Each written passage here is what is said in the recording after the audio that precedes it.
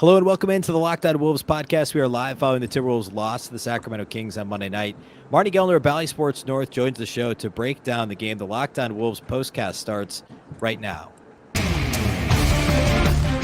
You are Locked On Wolves postcast, part of Locked On Sports Minnesota.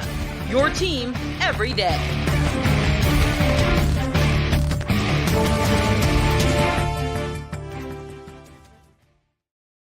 Hello and welcome to the Locked On Wolves podcast, part of the Locked On Podcast Network, your team every day. My name is Beecken. I'm the host of Locked On Wolves. Marney Gellner from Bally Sports North is with me right now to break down the Timberwolves loss to the Kings. And Marty, this was really a missed opportunity. The Timberwolves played well for much of the game. They led for big chunks of it and then got really sloppy. Well, they were sloppy with the ball all night, but really sloppy down the stretch. Inconsistent on the defensive end of the floor. It caught up to them. De'Aaron Fox was great for the Kings down the stretch. And that was kind of all she wrote. The Wolves ended up losing in overtime to the Kings by 7.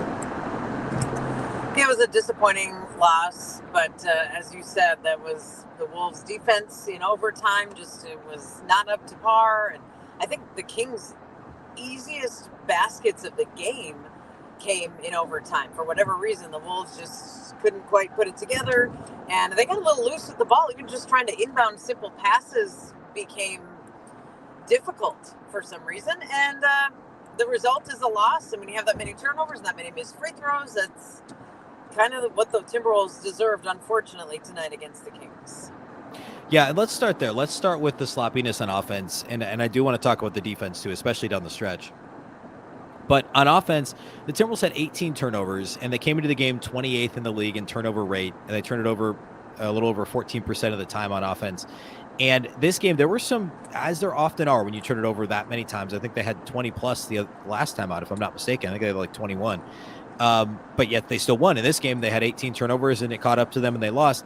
I mean, Ant had 6 of the 18, and obviously Anthony Edwards was, I think, the best player on the floor for the Wolves in this game. He was really good offensively overall, but he had a couple of just kind of throwaway turnovers. He had one where he just fumbled the ball out of bounds, and that happens, right? But he had a couple deflected passes late. I think they were both Malik Monk steals, one late in overtime, one that was late in the fourth quarter.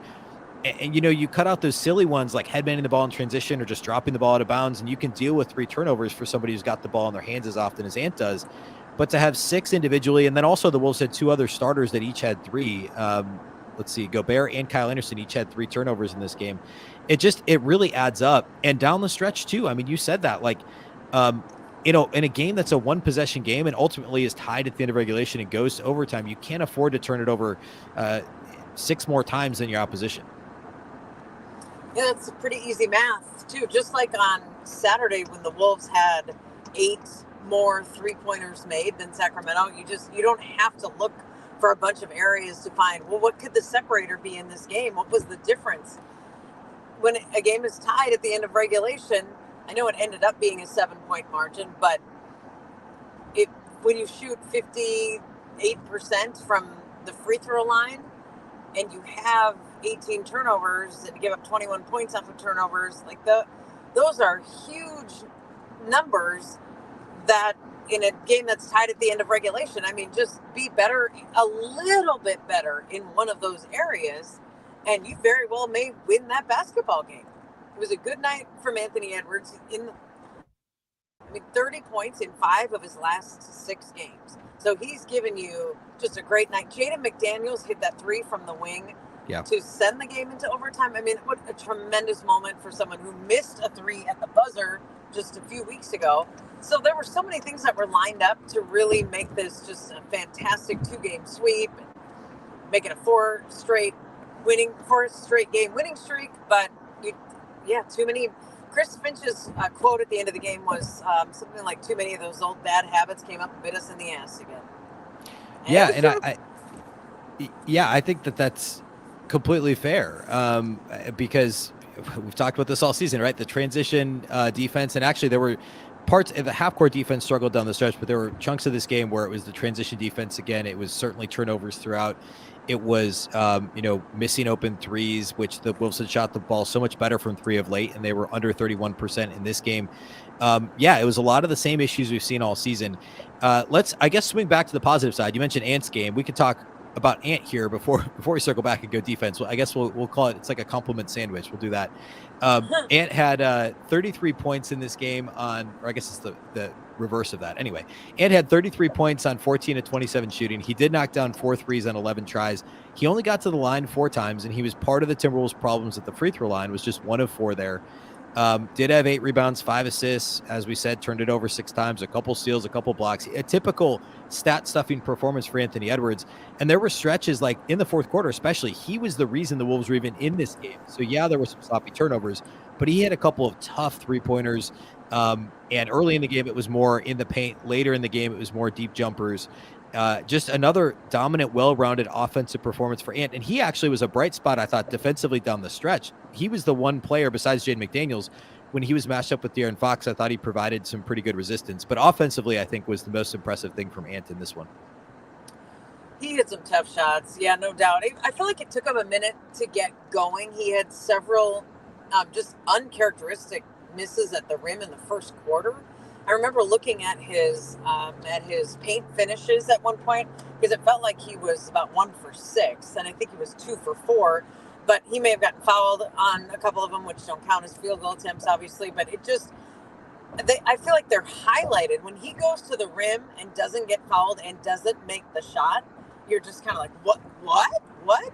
Because it's become so automatic for him, and he's making these tough shots. He's making a lot of these shots look easy, and he didn't quite have the same rhythm. He did get better as the game went on, and he did get some tough pain points. And then, as you said, Ben, that jumper started to come around. He hit some dribble pull-up shots that just stuck a 3 right in the face of the Kings. He was keeping Minnesota in the game for sure. But that late 3 from Jaden McDaniels and some of those big baskets, D'Angelo Russell just did not have a good night, not a good shooting night after Saturday starting 8 for 8. That just didn't carry over. But Anthony Edwards seems to carry over in some way, shape, or form. He's going to get his every night. He found a way on what was not a perfectly smooth night for him, but I mean, he found a way to get to scratch and claw and fight for 30.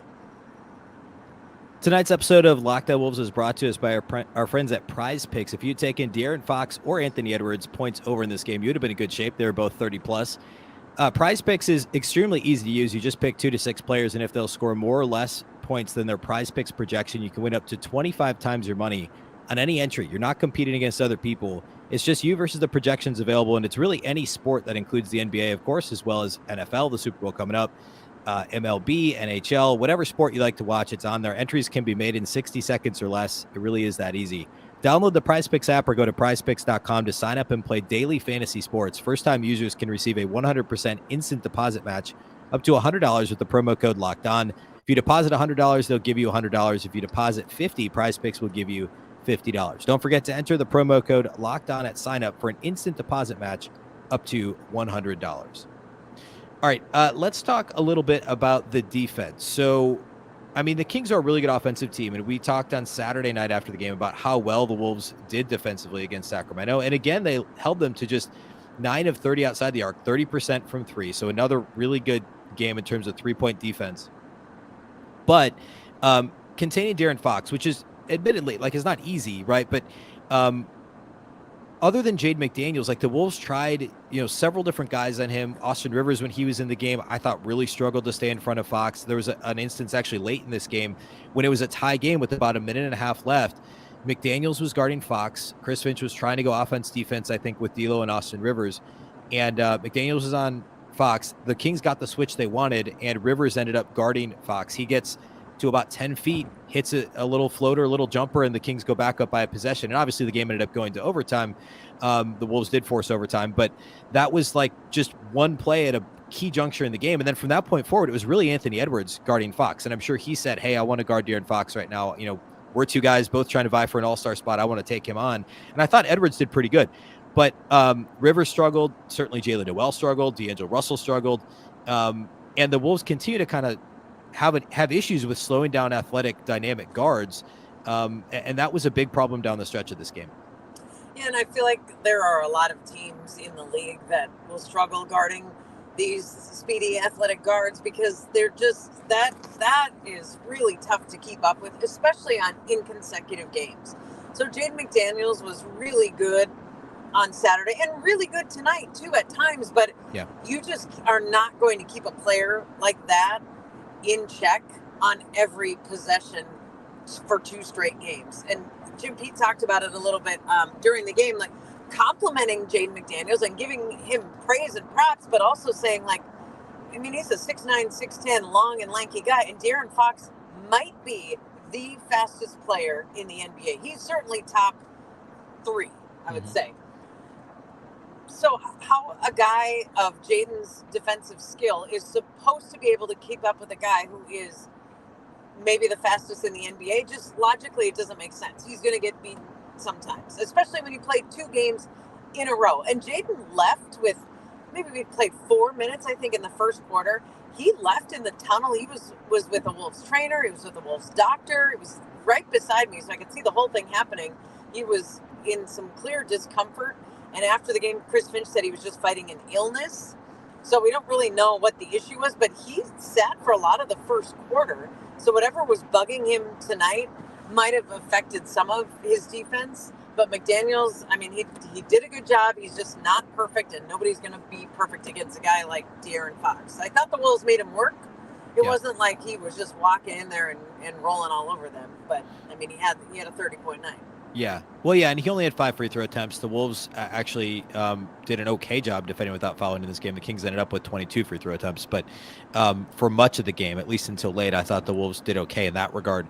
There was that one possession towards the end of overtime when the Wolves actually got it down to a 3-point game. I think it was 6 or 7 at one point in overtime, 6, I think.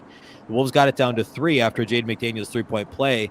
And then the Kings went back to their kind of spread offense where they flattened out and let De'Aaron Fox go to work in isolation. And D'Angelo Russell, the Wolves were kind of trying to hide him on Trey Lyles, and Lyles just kind of sauntered from the corner kind of up to the slot and then just darted backdoor. Russell lost him, and it appeared like it was a miscommunication between Russell and Anderson, but it seemed like it was D'Lo's guy, and he was just kind of pointing and didn't see him cut.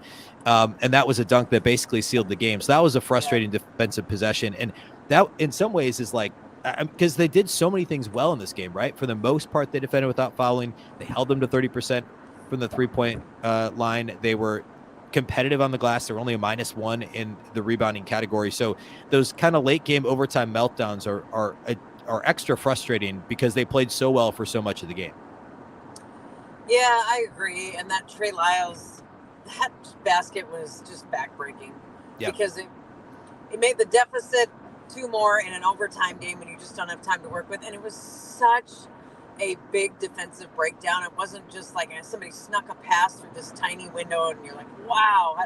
I mean, that man there was nobody within 5 feet of him, and he was underneath the basket. It was a really bad defensive breakdown at a really bad moment. D'Angelo was actually asked about that in the locker room right after the game, and all he said was just a mistake, defensive mistake by our team.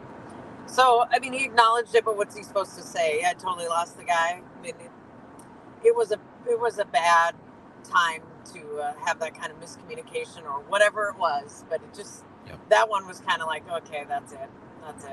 And Sacramento played the whole overtime without Domantas Sabonis. Yeah, too. Yep. I mean, he fouled out in regulation. We first thought he got kicked out. He left the building in dramatic fashion. He was clapping at the fans. He went through the tunnel, and then a minute later he came back. I think he thought he got 2 Ts.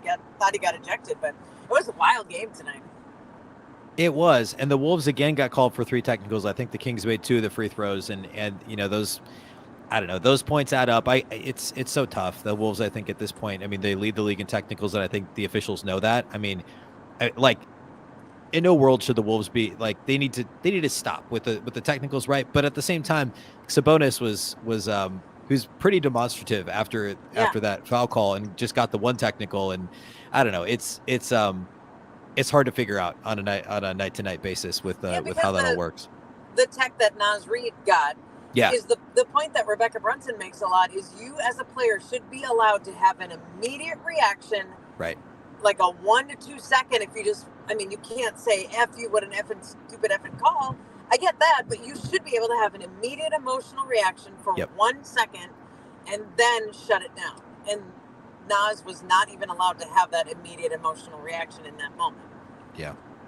But maybe Yeah, it's like you said, the officials are very well aware of the fact that the Wolves lead the league in texts, and maybe that's hurting them. Yep. It's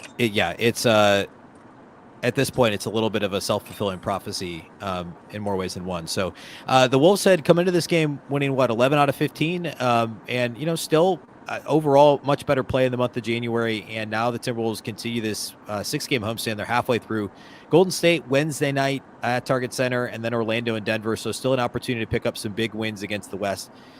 Still this homestand. Again, Wolves Warriors Wednesday. That's a 7 o'clock game. We'll go live about 45 minutes or so following that game, as we do after every Wolves game. Be sure to tune in for that. If you missed the live postcast on the Locked On Sports Minnesota YouTube channel, you can always listen to the audio feed after the fact on whatever podcast platform you like to listen to Locked On Wolves. You can find the postcast there as well. A big thank you for listening. A big thank you for watching, and we'll catch you next time.